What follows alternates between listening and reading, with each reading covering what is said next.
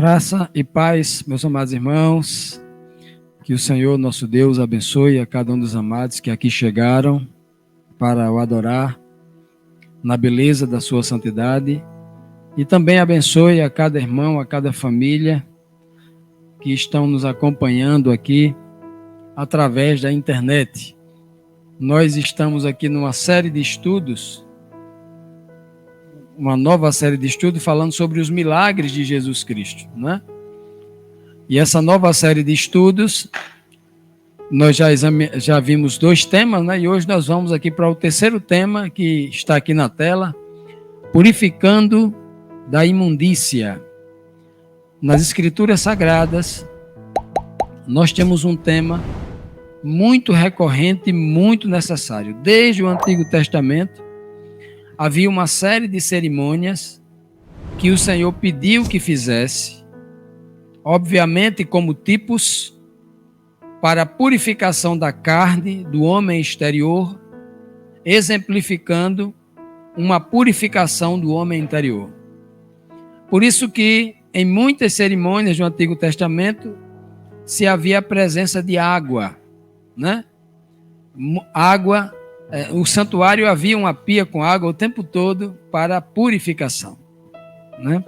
E na Nova Aliança nós encontramos, por exemplo, o sangue de Cristo como sendo o grande purificador de todos os pecados. Assim diz o apóstolo Pedro, assim diz o apóstolo João, o sangue de Cristo que nos purifica de todo o pecado. Então, tratando desse tema de purificação, purificando obviamente a imundícia, né? Se lava a sujeira, purificar a imundícia. Então é o tema do nosso estudo de hoje. E aí, entre os inúmeros sinais miraculosos realizados por Jesus, estão aqueles que são para beneficiar as mulheres, muitas vezes esquecida pela liderança religiosa daquela época, né? Hoje nem tanto, mas antigamente era muito mais. A figura tipológica da mulher sempre nos relembra a nossa real necessidade como a igreja do Senhor. Que mensagem espiritual o Senhor Jesus quer nos transmitir com essas atitudes para com as mulheres? É isso que nós vamos buscar hoje. Que mensagem o Senhor tem para nós? Então vamos para o nosso texto, o texto base, que diz assim: Ora, certa mulher que havia 12 anos padecendo, né, de uma hemorragia e que tinha sofrido bastante às mãos de muitos médicos e despendido tudo quanto possuía sem nada aproveitar, indo a pior, ou indo de mal a pior, tendo ouvido falar a respeito de Jesus, veio por detrás dele, de Jesus, entre a multidão e tocou-lhe o manto, porque dizia ela consigo mesmo: se tão somente tocar-lhe as vestes, ficaria curada. Imediatamente, depois que ela tocou, cessou a sua hemorragia e sentiu no corpo estar curada do seu mal. E logo Jesus, percebendo em si mesmo que saíra dele poder, virou-se no meio da multidão e perguntou: quem me tocou as vestes? Responderam-lhe os seus discípulos: vês que a multidão te aperta e perguntas quem me tocou? Mas ele olhava em redor para ver a que isto fizera, ou quem que fez isso com ele. Então a mulher, atemorizada e trêmula, consciente do que nela se havia operado, veio e prostrou-se diante dele, diante de Jesus, e declarou-lhe toda a verdade. Então Jesus disse para ela: filha, a tua fé te salvou. Vai-te em paz e fica livre desse teu mal. Evangelho de Marcos, capítulo 5, do versículo 25 até o 34. Eu tenho certeza que todos aqui já leram essa parte da Bíblia, ou já ouviu em algum lugar, tomou conhecimento dessa passagem, desse ocorrido, deste fato real, ocorrido por uma mulher que, quando Cristo se dirigia para a casa de um chefe de uma sinagoga, rumo ali de Jericó, e acontece esse fato. Muito fácil a gente resumir essa história. Uma mulher que estava sofrendo há 12 anos de uma hemorragia incessante, chamada de fluxo.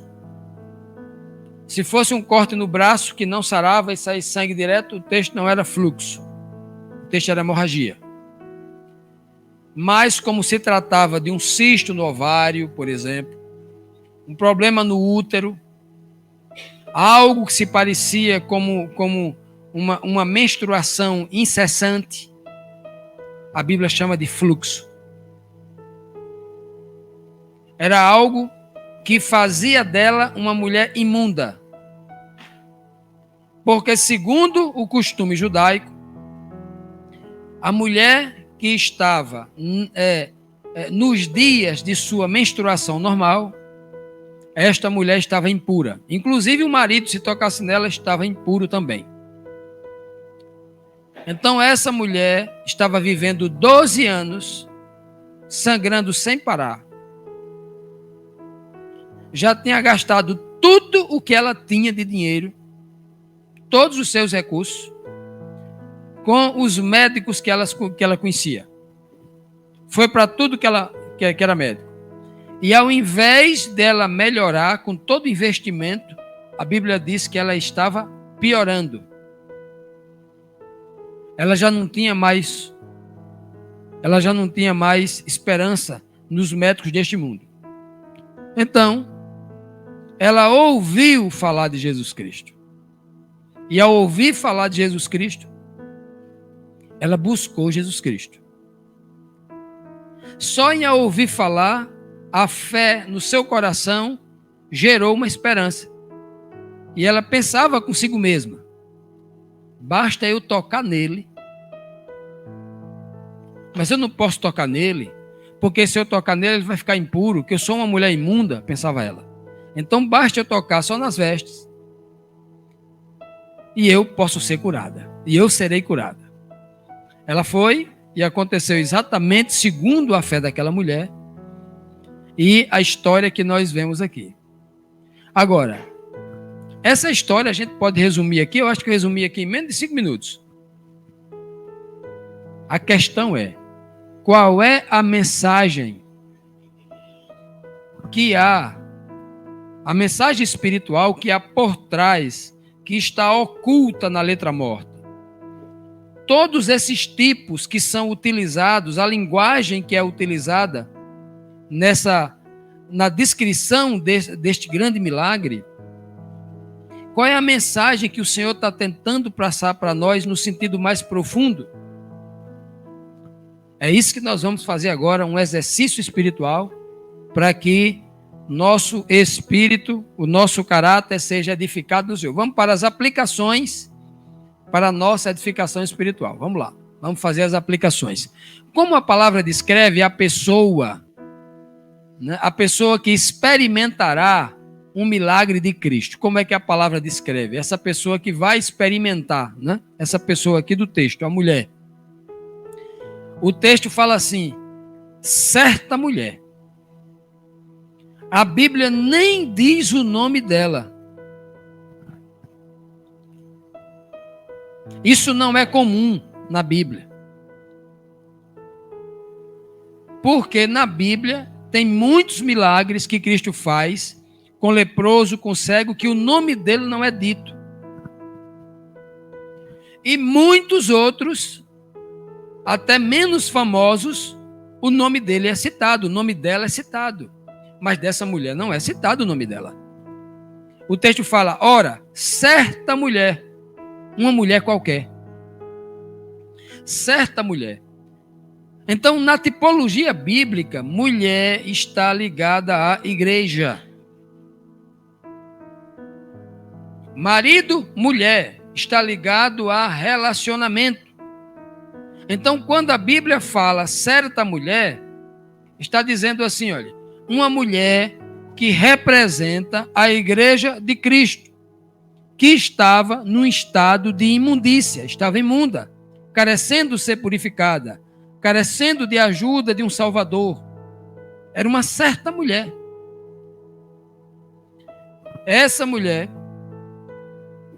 que vai buscar Jesus Cristo, que é a grande tipologia de mulher na Bíblia, a igreja. Veja o que diz aqui no livro de Gênesis 2. Não é Gênesis 2, não. Não é? O verso aqui está errado. É Efésios capítulo 5. Tá? Não sei se é o verso 23 e tal. Mas assim como a igreja está sujeita a Cristo, eu só esqueci de mudar o verso, viu? É Efésios 5. Mas assim como a igreja está sujeita a Cristo, assim também as mulheres o sejam em tudo sujeitas aos seus maridos.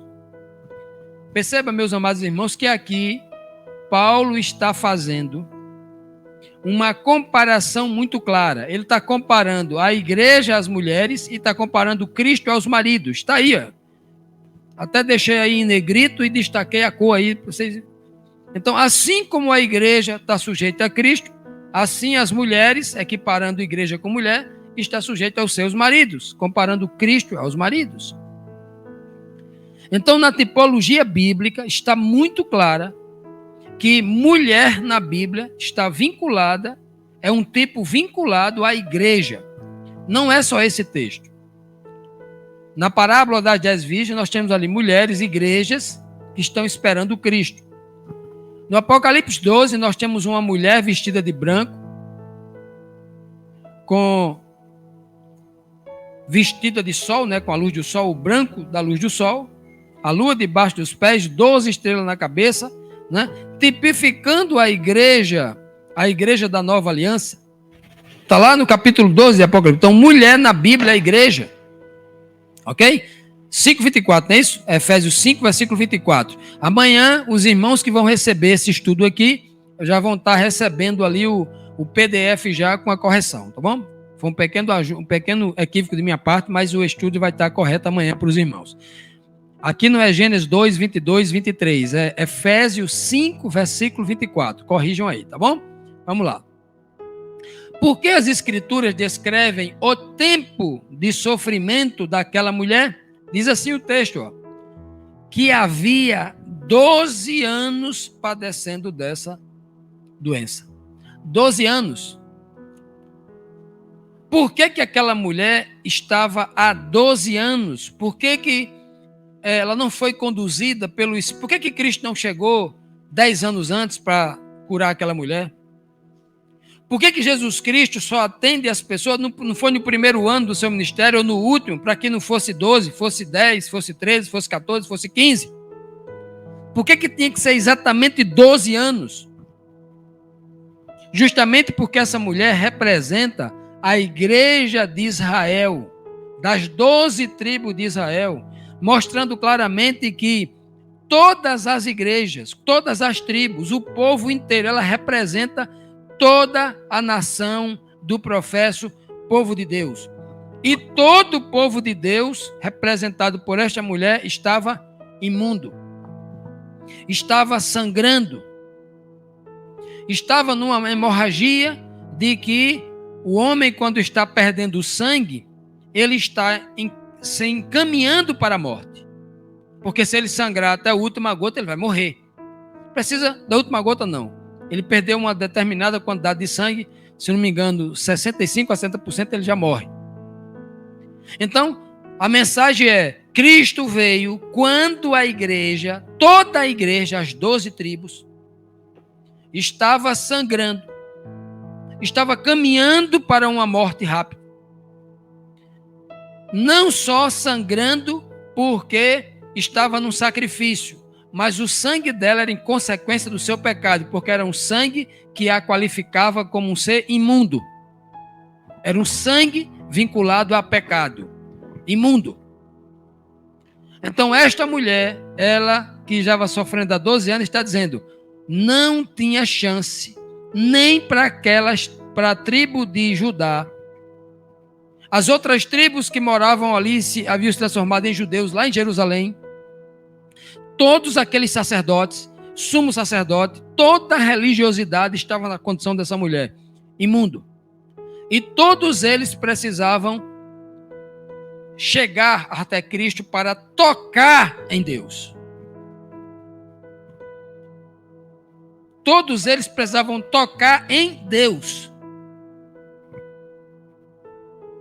Mas aí, a condição deles era terrível. E não tinha esperança. Porque a religiosidade já havia gastado toda a sua sabedoria, toda a sua inteligência, toda a sua reputação, a sua influência política com os homens deste mundo. Eles já haviam negociado com os egípcios, com os assírios, com todo mundo. E ninguém havia resolvido o problema deles. A igreja já tinha sido conduzida por Moisés, e Moisés não havia curado a ferida da igreja. Conduzida por Elias, por Davi, por Eliseu, grandes profetas, homens que Deus operou grandes milagres através da mão dele, mas ninguém até aquele momento havia conseguido curar aquela mulher.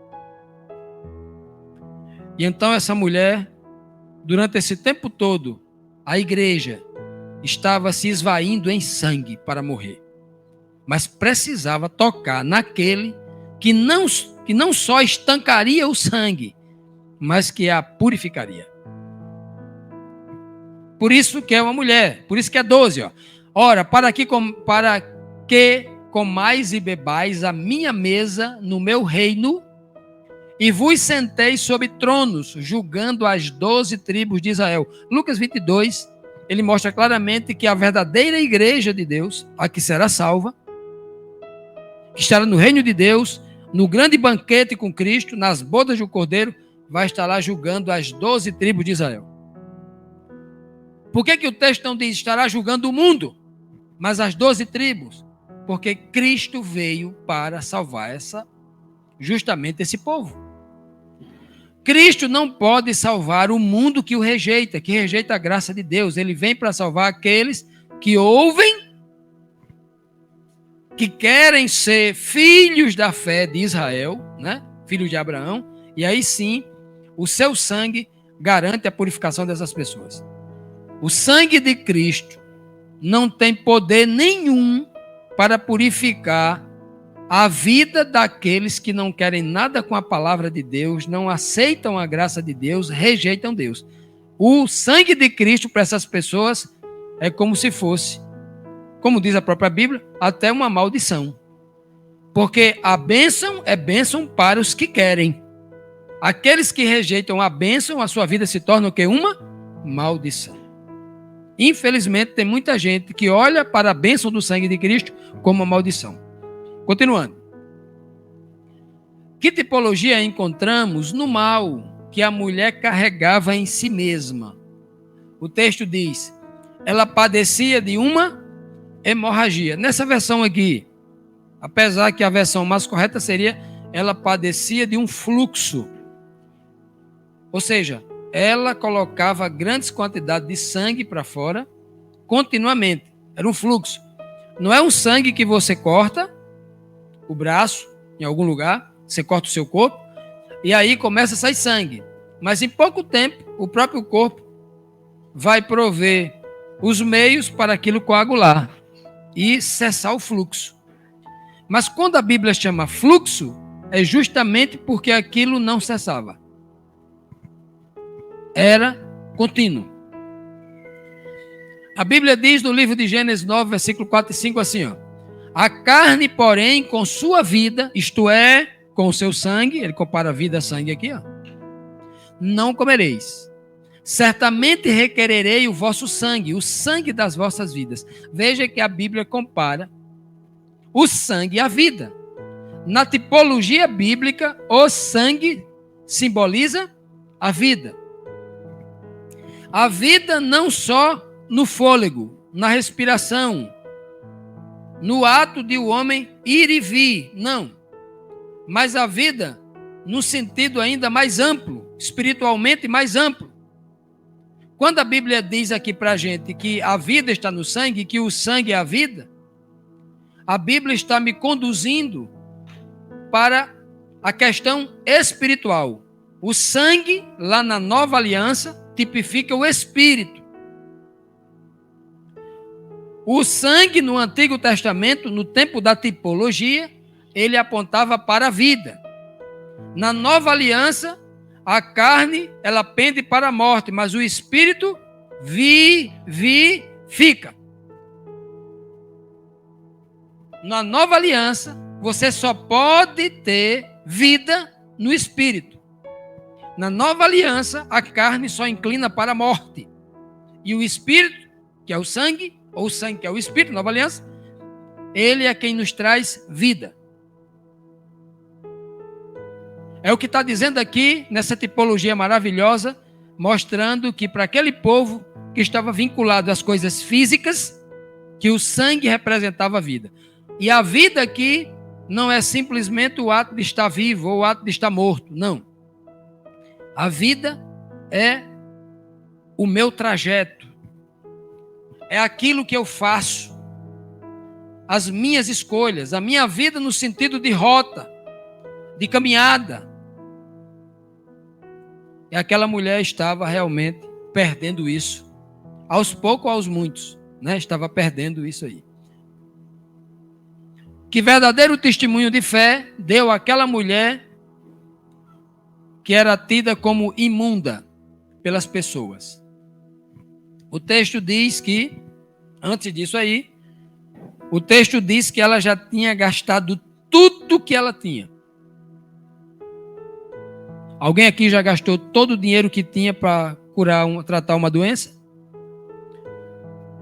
Sabe o que aquela mulher passou? Eu conheço pessoas que, para tratar a doença de um filho, teve que vender a própria casa para morar de aluguel. E é terrível, sem saber se vai ficar curado. Era o que essa mulher estava, atirando no escuro. Mas aí, em dado momento, ela escutou, tendo ouvido falar. Olha, isso é muito vago. Tendo ouvido falar. Quando eu leio isso aqui ao pé da letra morta, me dá a entender o seguinte, que isso aqui pode ser um boato, pode ser um exagero de alguém, pode ser uma fake news, né? Ela ouvindo falar a respeito de Jesus, e o povo naquele tempo e de hoje, o povo gosta de aumentar, é assim ou não é? O homem gosta de aumentar ou gosta de diminuir. Se ele é um invejoso, ele diminui. Se ele é um exagerado, ele aumenta. Não é assim?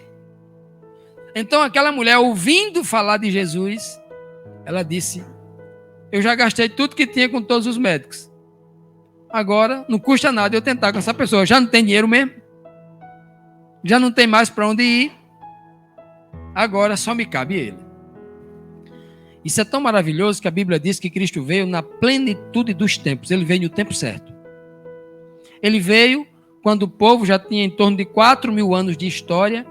Quando, olha, 4.000 anos, qualquer nação do mundo já tem encontrado o seu caminho, já tem encontrado seu Salvador, já tem resolvido seus problemas de ordem de caráter, já tem purificado gerações que nasceram defeituosas. Mas 4.000 anos era a grande prova de que eles nunca e jamais poderiam se justificar, se purificar, se salvar. Eles não podiam. E aí aquela mulher ouviu falar exatamente no tempo certo, porque ela já não tinha mais em quem confiar, já não tinha mais médico nenhum neste planeta que pudesse curar ela. Ela não tinha mais, nem tinha dinheiro, nem tinha mais quem buscar. Ela só tinha um caminho, ela só tinha uma solução, ela só tinha uma opção, era buscar Jesus Cristo. E aí no capítulo 10 de Romanos diz assim, ó, de sorte que a fé vem pelo quê? Que a fé é pelo ouvir. E ouvir o quê? A palavra que vem de Deus. A palavra de Deus, as Santas Escrituras. Então, aquela mulher ouviu falar. Aquela mulher, ela não viu Jesus fazer milagre. Ela ouviu. A fé, Hebreus capítulo 11, verso 1 diz assim, a fé vem... A fé é o firme fundamento das coisas que se esperam e o relato daquilo que não se pode ver. A fé vem pelo ouvir e não pelo que vê. Um dia Cristo falou assim,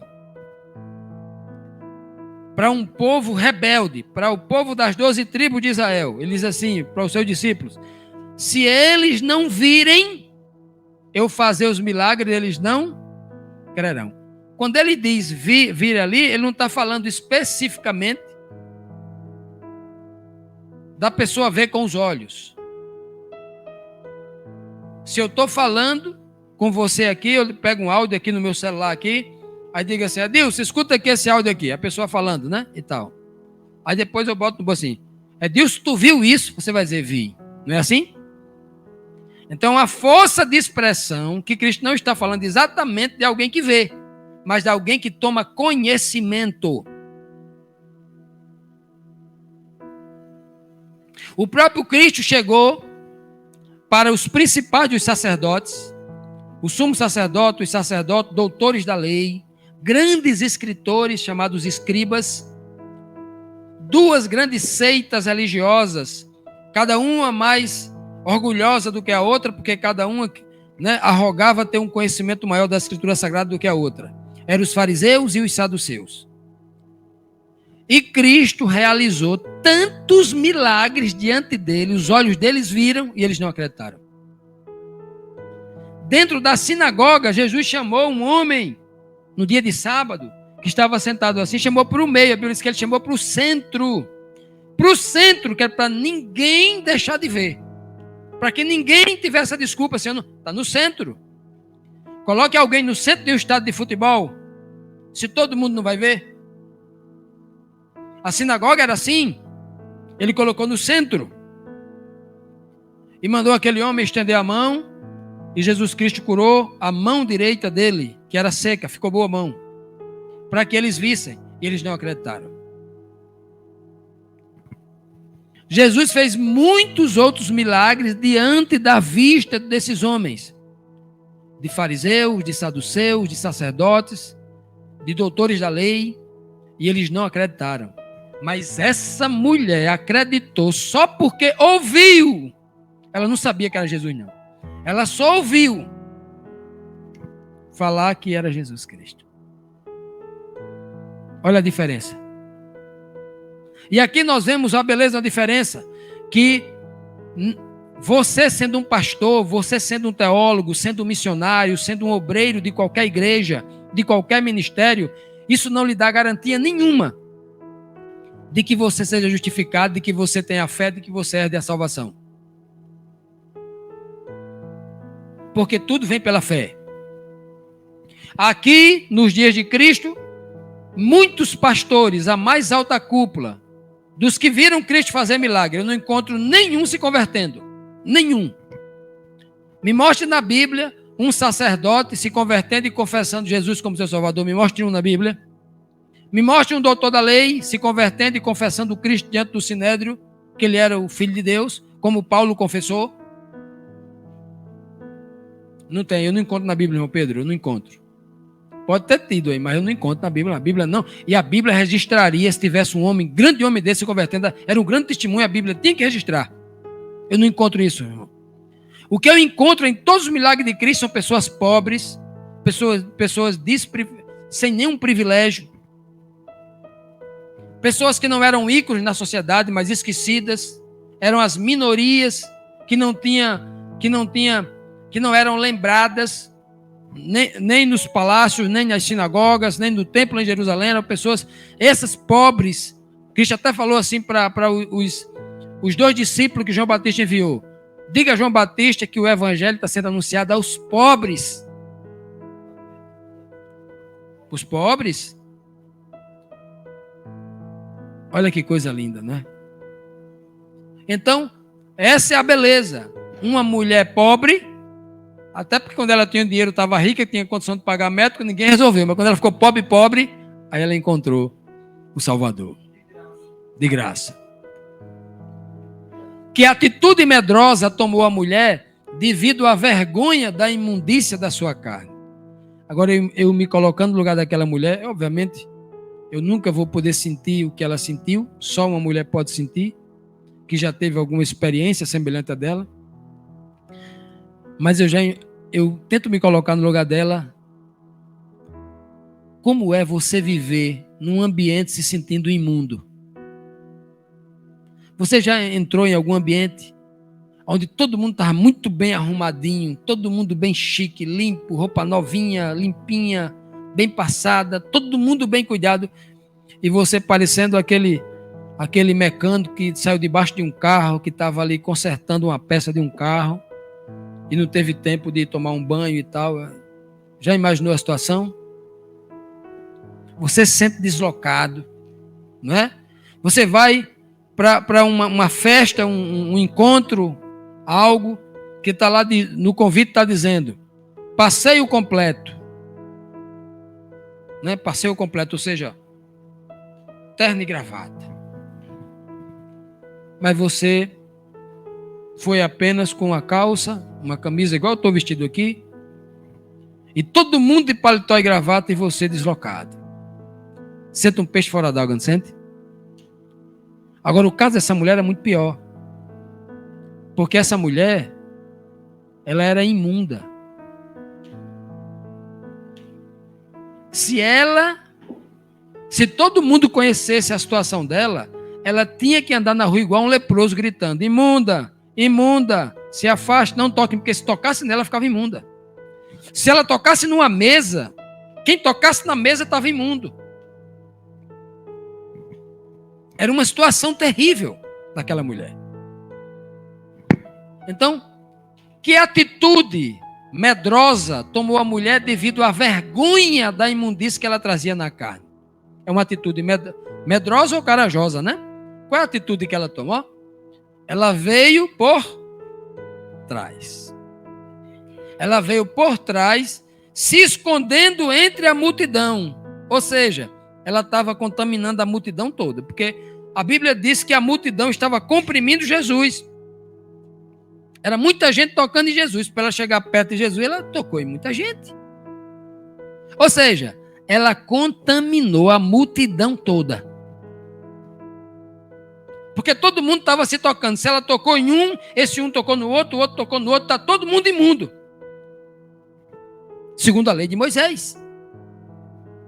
Ela contaminou todo mundo com seu pecado. Assim como a igreja em pecado contamina o mundo todo. Ou Adão, quando pecou, não contaminou o planeta todo. O pecado de Adão fez a terra inteira produzir cardos e espinhos. Contaminou tudo. E aquela mulher chegou ali, né? Por trás de Jesus, por trás, porque está o quê? Com vergonha. E eu me lembro do texto aqui de João, ó, João 10, que diz assim, ó: na verdade, vos digo que aquele que não entra pela porta do curral, a porta da frente, vem pela frente, mostrando a cara, né? O curral das ovelhas, mas ele sobe pelos fundos, pelos lados, ele é o quê? É o ladrão. Ele é salteador, ele tá com a sujeira do pecado, ele é do diabo. Não. Aquele, porém, que entra pela porta da frente é o pastor. Então, todo crente que pertence ao pastor, todo homem que tem um caráter de Cristo, ele vem pela porta da frente. Ele não fica dando bota, escondendo a um, ele não faz coisa escondida. Ele não tem coisa misteriosa, não. Ele faz as claras na luz do dia. Não tem nada a esconder de ninguém. Mas essa mulher, ainda impura, ainda imunda, essa mulher vem por trás, se escondendo, devido à vergonha. E o que Adão fez quando pecou? A primeira coisa que Adão fez foi o quê?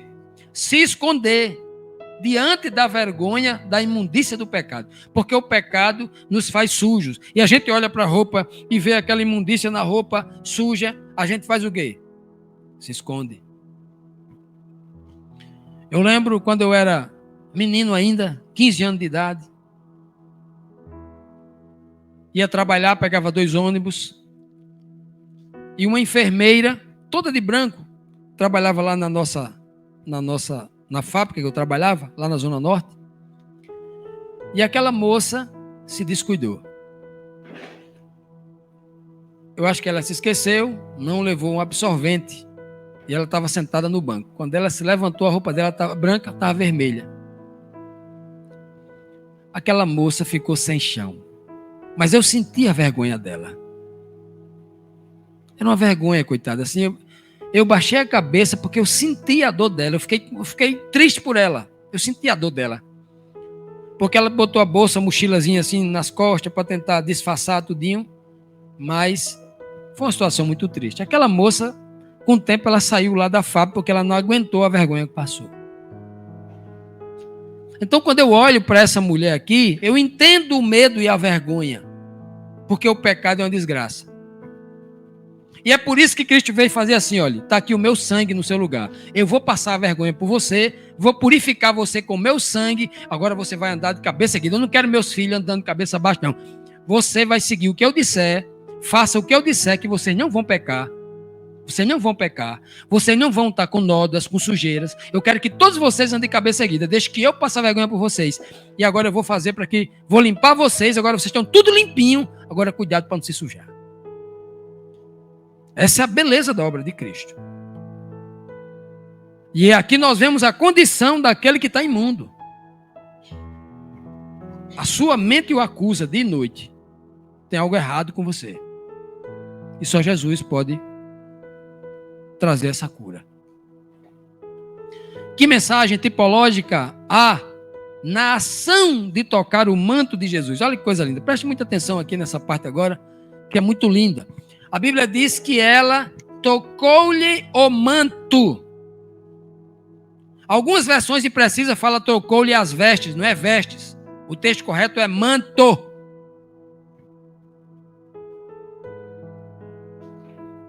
Quando a Bíblia escreve que ela tocou o manto, ela está falando que ela tocou uma roupa que fica por cima da túnica. Túnica é aquele vestido maior que fica por baixo. O manto é aquele que fica por cima. Ela pensou consigo mesma, eu quero tocar apenas nas bordas, só nas bordazinhas do manto e eu já vou ficar curada. Não é assim? O livro de Marcos não diz. Mas o mesmo milagre no outro evangelho vai dizer, ela diz assim, ó, se eu tocar apenas nas bordas do manto. Essa linguagem escrita aqui na Bíblia não foi por qualquer um, não, é pelo Espírito de Deus mesmo, porque a Bíblia está me mandando aqui olhar para o sumo sacerdote, porque quem usava manto era o sumo sacerdote, e as bordas do manto azul aí, essa roupa azul que está aqui, ó, habilita aí o pendrive aí, o mouse, ó, aqui está a roupa do sumo sacerdote aqui, ó, certo? O manto é essa roupa azul aqui, ó, que está embaixo do éfode e está em cima da túnica, essa parte branca aqui, ó, a túnica. O sumo sacerdote, nesse manto, nas bordas do manto, haviam vários sinetes de ouro e umas romãs bordadas. O manto era todo azul, tipologia da lei, da palavra, lei, escritura, Torá. Ela tipificava a Torá. A gente já estudou aqui, quando estudou sobre o santuário, eu falei sobre as cores, eu mostrei para vocês. E o cordel será azul para que tu te lembres da lei, diz o texto bíblico. O azul tem a ver com a lei, escritura, palavra. É como se ela dissesse, basta eu tocar naquilo que vem da palavra, porque ela não quer tocar no manto, mas nas bordas do manto. E o que havia na borda dos mantos, irmão Pedro? Os sinetes de ouro, o dourado, a cor do ouro da purificação, porque nada é mais puro do que o ouro. Na Bíblia inteira, a Bíblia está me dizendo que todo homem tem que ser purificado como é purificado o ouro. E essas romãs eram feitas de três cores. Azul, carmesim e púrpura. As três coisas do santuário, as três cores do santuário, fora o branco. As três coisas. O carmesim, que simboliza o pecado, que vai ser purificado. A púrpura, que simboliza o juízo. E o azul da palavra. Depois do azul vem o branco. Então a mulher está dizendo assim, o meu pecado, vou apresentar diante do juízo com meu arrependimento, vou ser tocado pela palavra que eu ouvi e vou ser purificada por Cristo.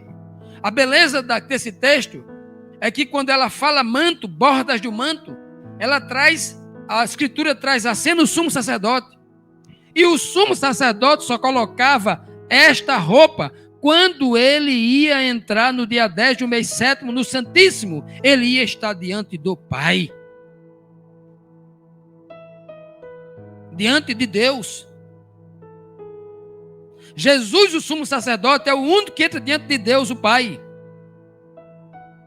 E se essa mulher toca nesta base, ela tem que se ajoelhar, ela tem que se inclinar para que o sumo sacerdote, seu intercessor, o leve diante de Deus. Para ela purificar, ser pura, Jesus tem que levá-la diante de Deus. A beleza da tipologia riquíssima é isso aqui. Ela precisa tocar exatamente nas bordas dessa roupa, para que ela seja levada diante de Deus para a purificação. Êxodo 28, 31 e 33 diz assim, ó, também farás o manto do éfode, o manto que vai ficar embaixo do éfode. O manto é todo azul. E nas suas bordas, onde a mulher toca nas bordas das vestes, farás romães de azul a romã. Olha, é azul, púrpura e carmesim. Ao redor das suas bordas e campainhas de ouro, no meio delas e ao redor. É onde ela toca. As campainhas de ouro foram colocadas exatamente no manto para que o sumo sacerdote no lugar santíssimo, ao se mexer lá dentro, o povo lá fora pudesse ouvi-lo. Só por causa disso. O texto me diz que essa mulher quer entrar ao Santíssimo. Na sua ignorância, ela necessita entrar nesse. Olha que tipologia, olha que coisa profunda e maravilhosa nós encontramos nesse texto. Que experiência espiritual sentiu a mulher que acabara de ser curada? Olha a experiência, vamos para a experiência. A Bíblia diz que ela sentiu. O corpo está já curada. A Bíblia não diz que ela viu, diz que ela sentiu. E há uma grande diferença entre você ver, se o texto diz assim, e ela viu que estava curada, a gente tem que entender que ela saiu, foi em algum lugar reservado, em um quarto, olhou e viu que não estava sangrando mais. Não. A Bíblia diz que ela sentiu. É algo vinculado ao espírito. Não é algo vinculado ao olho, mas ao espírito. Ela sentiu. Ela não viu. Ali aconteceu mais do que uma cura física. Porque há claramente a evidência da presença espiritual. Porque ela sente. O Espírito de Deus você não vê, você sente ele. Ora, a fé é o firme fundamento das coisas que se esperam e a prova das coisas que não se podem ver. Isso é fé. A experiência dela ali, ela transcende o físico. A experiência dessa mulher, eu vou provar para vocês aqui, que transcende a coisa física. Apesar que muita gente, quando explora, que estuda esse milagre, fica impactado com a cura física. Fica impactado com uma hemorragia que foi estancada. Mas não é. Isso é a menor das revelações nesse texto. A parte mais importante no texto não é a hemorragia que é estancada, mas a cura espiritual, que é a maior de todas. Não é a cura física, mas a espiritual. Porque Cristo veio justamente para trazer isso. Foi essa mensagem que ele veio trazer da nova aliança. Não era a cura física, mas a espiritual. Vamos ver se é isso mesmo. Porque Jesus disse que dele saiu o poder para livrar a mulher do mal que lhe afligia, né? Que saíra dele poder, diz o texto. Cristo manda parar tudo? Para tudo, né? Eu senti que de mim saiu o poder, disse ele aos discípulos. Como assim? Como sai poder de Cristo? Cristo é o canal de poder de Deus. 1 Coríntios, aí diz aí, ó. Paulo diz, nós pregamos a Cristo crucificado, que é escândalo para os judeus e loucura para os gregos ou para os gentios. Mas para os que são chamados, tanto judeus como gregos, Cristo é o quê? Poder de Deus e sabedoria de Deus. Olha, se de Cristo saiu o poder é de quem? De Deus. Cristo é o meio pelo qual Deus concede o poder. A Bíblia também chama Cristo de o dedo de Deus. A Bíblia chama Cristo de o braço forte de Deus. É Deus tocando nesta mulher por meio de Cristo. Aquela mulher toca as bordas do manto de Cristo. E o poder de Deus por meio de Cristo chega daquela mulher. E Cristo também se surpreende, porque através de Cristo, um poder de Deus usou ele como canal para chegar naquela mulher. Eu assistindo um vídeo da série The Chosen, e aí a mulher diz assim, Cristo diz para ela no final, eu gosto mais daquela série, em alguns pontos, né? Não tem muita precisão bíblica em tudo, mas alguns pontos são fantásticos. Quando o Cristo disse para aquela mulher assim, olha, você me abençoou hoje, Cristo disse para aquela mulher. Porque se não fosse ela se predispor a buscar o toque de Deus, a tocar em Deus, naquele dia, Jesus não teria passado por aquela experiência também. Veja como Jesus, como Deus, quer que nós manifestemos a nossa fé. E quando nós manifestamos a nossa fé, nós estamos dando glória a Deus, glória a Cristo. Sem fé a gente não glorifica a Deus. E aquela mulher, né, mesmo que não tivesse a consciência toda, mas só porque ouviu a palavra e acreditou, o poder já se manifesta dela para que ela receba mais poder da parte de Deus. É algo impressionante isso aqui. Cristo fala, de mim saiu poder. Eu lembro outra passagem também no Antigo Testamento, quando Moisés sozinho, muita dificuldade para conduzir aquele povo todo, e então o Senhor dá uma ordem, olha, Moisés, reúne aí 70 anciãos. E reuniu 70 anciãos, esse povo vai te auxiliar na obra. E então a Bíblia diz que o Senhor tirou do espírito de Moisés, tirou o poder de Moisés, e distribuiu com os 70 anciãos. Que tipologia, né? O Senhor mostrando como ele iria fazer lá na frente com Cristo. Não só com 12 apóstolos, mas com 70, é um número, né? É um número aí tipológico, ou seja, todas, né? Quantas nações existiam lá no tempo de Israel? 70 nações, em todas as nações. Derramarei o meu espírito sobre todas as nações, sobre toda a carne, diz a palavra de Deus, né? Que profundo significado tem a pergunta de Jesus aos seus discípulos. E aí Cristo pergunta assim para eles, ó.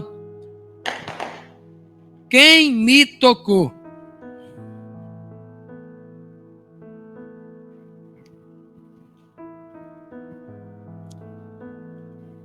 A pergunta é claro, Jesus sabia quem havia tocado nele?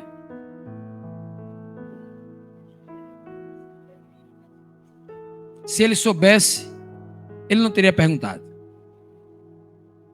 Quem sabe é o Pai que é onisciente.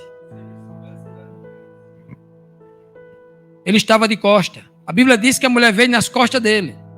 E era uma multidão, muita gente. É por isso que o apóstolo vai dizer, como é que o Senhor pergunta quem lhe tocou? Todo mundo. Pedro, que era um pouco irônico, dizendo, todo mundo tocou no Senhor, perguntando quem tocou. Porque eu quero saber. Eu quero saber. Para dizer que ela me abençoou, que ela recebeu o poder de Deus. Eu preciso saber, é por isso que ele pergunta. Alguns pregadores falam assim, ó, Jesus perguntou só para perguntar, mas ele sabia. Ele sabia se Deus revela para ele. Mas ele perguntou justamente porque não sabia. Quem foi que me tocou? E os discípulos dizem assim, até que a mulher viu que Jesus realmente estava procurando, né? No filme mostra Jesus olhando para ela, mas o texto era muita gente. E quando acontece um milagre desse, que Jesus que te para, aí todo mundo vem para cima para saber o que é. Não é assim? Eu imagino que naquele momento, aí que a coisa ficou mais comprimida ainda. Quem me tocou? Perguntou Jesus. No livro de Levítico, capítulo 15, verso 11, diz assim, ó. Também todo aquele em quem tocar o que tiver o fluxo, quem tiver vazando sangue, sem haver antes lavado as suas mãos em água, lavará as suas vestes, porque as vestes ficam imundas. A mão que tocou é imunda e as vestes ficam também imunda. E se banhará em água e será imundo até a tarde. Imundo até a tarde, até o fim do dia, até a volta de Cristo. Será imundo, a tipologia. Será imundo, se não se purificar. Naquele momento, a mulher que toca em Cristo, ela está dando a imundícia para Cristo. É como se dissesse, leve a minha imundícia para a cruz do Calvário, porque eu quero a pureza que tu trouxeste de Deus. Na tipologia, porque ela não tem nem noção disso. A coitada da mulher não sabe nada disso, não. Ela está fazendo aquilo para que eu e você medite nisso hoje, porque essa é a única condição de eu e você, como essa mulher, ser purificado e justificado. Não tem outra. Porque a lei, a letra morta dizia, se você que tem, mulher ou homem, que tem um fluxo de sangue, tocou em alguém, está impuro. Mas eu não toquei nele não, toquei só nas vestes. Você tem que se lavar e lavar as vestes todinha também. Está tudo imundo, você e as vestes. Que coisa, não é? E Cristo pergunta, quem me tocou? Ele não diz, olha, quem foi o ser imundo que me tocou? Ele não diz isso. Porque o imundo, que está no estado de imundícia, arrependido, confessando o seu pecado, que toca em Deus com fé. Alguém pode deixar Deus imundo? Eu e você pode deixar Deus imundo? Pode deixar Deus imundo? Ou Deus, ele é tão limpo, ele é tão puro, que o imundo que chega perto dele, ao invés de ele ficar imundo com a minha imundícia, é a pureza dele que me purifica. É assim ou não é? Olha que coisa linda.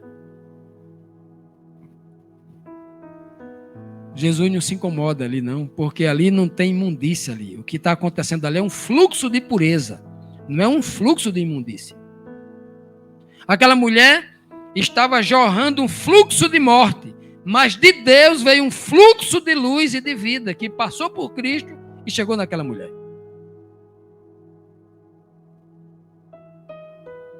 Eu posso até dizer que aqui nós estamos vendo uma mulher com fluxo de sangue, mas eu estou vendo também um mestre, o Filho de Deus, com fluxo de luz, com fluxo de cura, com fluxo de justiça, com fluxo de salvação. Que diferença há entre a mulher e a multidão? Outro ponto importante a ser estudado aqui. Olha, os apóstolos dizem assim, acho que é o apóstolo Pedro, né? Ele diz assim, vês que a multidão te aperta. E o apertar aqui não é como você pega uma criança nas bochechas de uma criança e faz isso, não. Não é assim, não. Esse apertar aqui é com o ombro, é com o corpo, é muita gente. A diferença é que a multidão apertava, mas essa mulher tocou. Há uma diferença entre apertar e tocar. Há uma diferença gigante entre apertar e tocar. Essa mulher tocou. Eu tocar em algo, quando eu toco em algo, eu tenho uma delicadeza, um interesse, um cuidado, uma atenção especial. E eu apertar algo é diferente. Eu estou incomodado, estou incomodando alguém. Mas essa mulher tocou. Você pode dizer assim, Fábio Amaro, ela tocou nas vestes, tocou em Cristo. Eu digo a você, ela tocou em Deus. Não estou dizendo que Jesus é Deus, não. Estou dizendo que ela tocou em Deus. E você vai ver se ela tocou em Deus ou não daqui a pouco. Ela usa Cristo para chegar até em Deus. Que a única forma que eu tenho que tocar a Deus é no Espírito. Naquele dia ela não tocou no manto. Ela tocou no santo. Nem todo que me diz Senhor, Senhor entrará no reino do céu, disse Cristo, mas aquele que faz a vontade de meu Pai que está nos céus. Nem todo que me diz Senhor, Senhor, aquele que toca o coração de Deus, que toca o Espírito de Deus, que toca as emoções de Deus por causa da sua fé. Onde Jesus buscou para ver quem recebera o poder que dele havia saído. Onde foi que ele buscou? Mas ele olhava ele tinha que buscar em redor. Por que buscou em redor? Ele vai dizer várias partes na Bíblia. Tem que ir primeiro os da casa de Israel. Primeiro você tem que ir os da sua casa. Ele tem que buscar primeiro ao seu redor. E quem é que estava ao redor? A mulher tocou nas vestes, mas tinha quantas filas de gente até chegar nela? Ela toca nas vestes. Mas ela não fica do lado de Jesus, não, porque a multidão comprimia. Ela toca de longe. Primeiro o grupo de discípulos, depois aqueles que estavam mais próximos, mais fortes, mais, né? Os que estão em redor. E os que estavam ao redor, nenhum tocou em Jesus, nem os discípulos. Nenhum tocou em Deus, nem os discípulos. Vão tocar depois, lá na frente. Mas nem os discípulos naquele dia, naquela hora, tocou em Deus, tocou em Jesus Cristo. Essa mulher tocou. Porque ela, na verdade, nem estava naquele momento ao redor, mas estava ao derredor.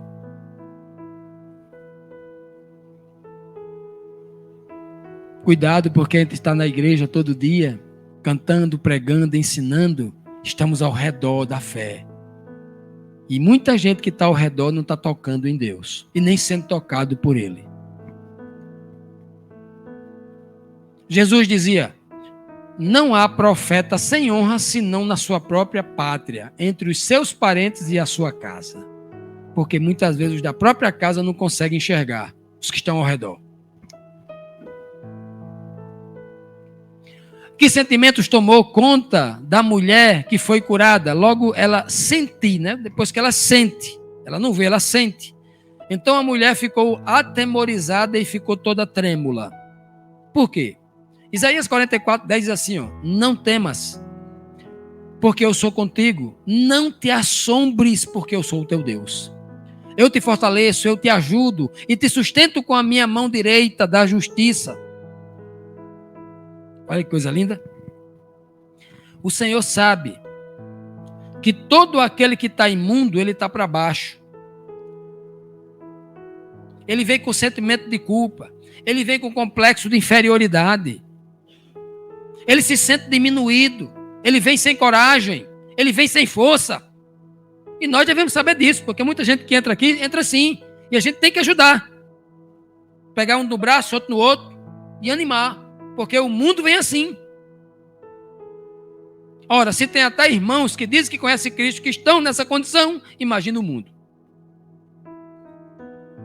Aí o Senhor diz assim, para todos esses que chegam para Ele, assim, para os seus servos que chegam, Ele fala assim, não tenha medo, não tenha medo. Eu te ajudo, eu sou contigo. Você não está só não, eu estou aqui com você. Não fique assombrado, não fique aterrorizado não.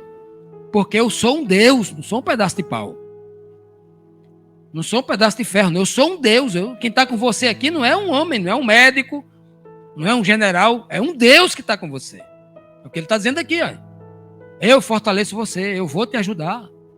Eu vou sustentar você. Fortaleço, sustento e ajudo. É o que ele diz aqui. Com a minha mão da força. Eu não vou te ajudar com a sobra aqui do troco do dinheiro do meu bolso, não. Eu vou te ajudar com o que eu tenho de mais forte. É o que ele diz aí. Então, a pessoa que chega, até no momento em que ela recebe esse toque, no momento em que ela se sente, ainda assim, atemorizada, com medo, trêmula, diante de tanta glória, né? O homem tem medo disso. O homem tem medo de Deus. Tem medo desse novo momento, dessa nova situação em que ela está vivendo. O que o poder de Deus faz na vida das pessoas que o experimentam o seu toque. Então diz o texto, a mulher se prostrou-se e declarou a Cristo toda a verdade. Quando você é tocado pelo Espírito Santo, quando você realmente recebe o toque de Deus, e aí, a Bíblia diz em Filipenses, e toda língua confesse que Jesus é o Senhor. Para a glória de quem? De Deus o Pai.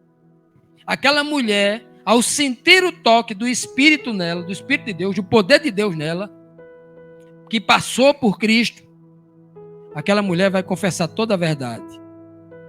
Não existe ninguém neste mundo que não seja tocado por Deus, que não sinta a presença do seu Santo Espírito, que não seja o toque da renovação, que não sinta o toque da purificação, que ele não passe a dizer agora toda a verdade a partir de então. A mentira já não faz mais parte da vida dele. Esse negócio de mentira não existe mais nos seus lábios e nem na sua mente. Ele passa a ser da verdade quando ele sente o toque do Espírito. Que mensagem espiritual há nas últimas e profundas palavras de Jesus àquela mulher? Agora vocês vão ver o que eu prometi. Jesus disse para ela: filha, a tua fé te curou. Tem como aí? Eu li errado então, foi? Foi, eu li errado. Propositadamente. Porque a palavra não diz a tua fé te curou, não. Cristo não está falando de uma cura física. Cristo está falando de uma cura espiritual. Ele está falando de salvação. Se o mundo inteiro está orando para uma hemorragia que foi estancada, Cristo está olhando para alguém que recebeu o toque do Espírito Santo e que se tornou uma verdadeira eleita para o reino de Deus. Alguém que foi purificada, não foi nos seus órgãos físicos, não. Foi purificada no Espírito, a maior e mais preciosa de todas as purezas que o homem tem que alcançar. A mais necessária, a da verdadeira vida, a do Espírito. E a primeira palavra que é a mais tocante, ele diz filha. Por que Jesus diz filha? Se até depois da ressurreição, quando Cristo ressuscitou, diz Maria Madalena, vem aqui mulher, Maria Madalena, vai lá para os meus irmãos e diga para os meus irmãos que eu estou indo para o meu Pai, que também é Pai de você. Então, irmão, estou indo para o meu Deus e é o Deus de vocês também. Cristo não chama ninguém de filha, porque neste momento Cristo é o canal que Deus o Pai está usando ele para chamar aquela menina de filha. Cristo está retransmitindo uma fala que Deus está usando os seus lábios para isso, porque aquela mulher não tocou nas vestes de Cristo naquela tarde, ela tocou no Espírito de Deus, ela tocou no coração de Deus, ela moveu o coração de Deus com a fé dela. Aquela mulher tipifica a igreja de fé. A igreja que, embora neste mundo esteja passando por alguma dificuldade, mas no momento em que ouve a palavra de Deus, no momento em que ela se converte, no momento em que ela quer aprender, ela é tocada por Deus. Aquela mulher tocou em Deus e Deus tocou nela, através de Cristo. Por isso que Cristo diz, filha. Quem declarou a salvação daquela mulher não foi só Cristo, não. Foi Cristo e foi Deus. Porque todo aquele que tem fé em Jesus Cristo, que ouve de Jesus Cristo e crê nele, é feito filho de Deus. Está escrito em Gálatas 3:26. Todos nós nos tornamos filhos de Deus em Cristo Jesus. Amados, tem muitos milagres na Bíblia, poderosos. Mas esse aqui é um milagre especial.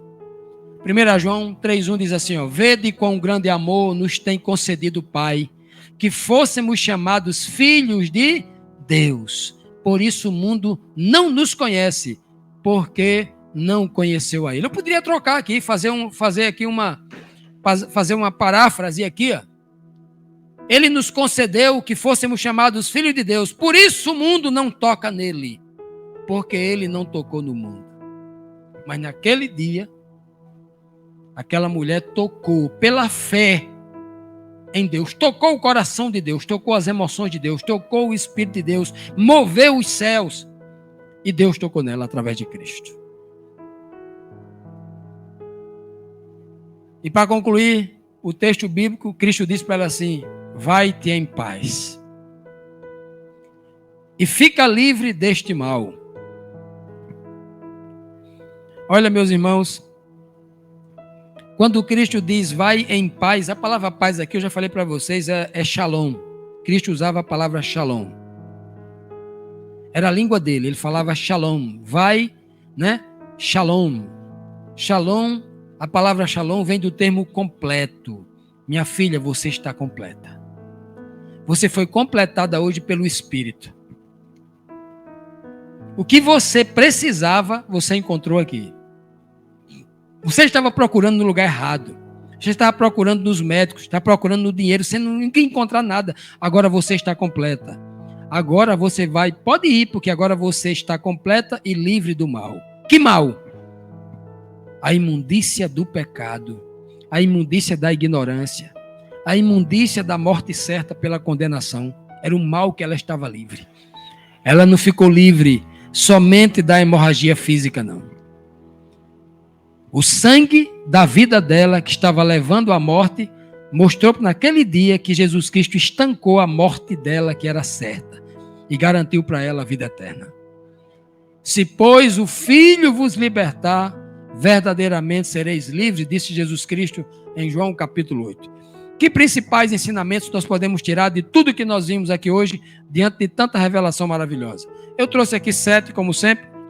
Primeiro é que todo povo de Deus carece de ser puro.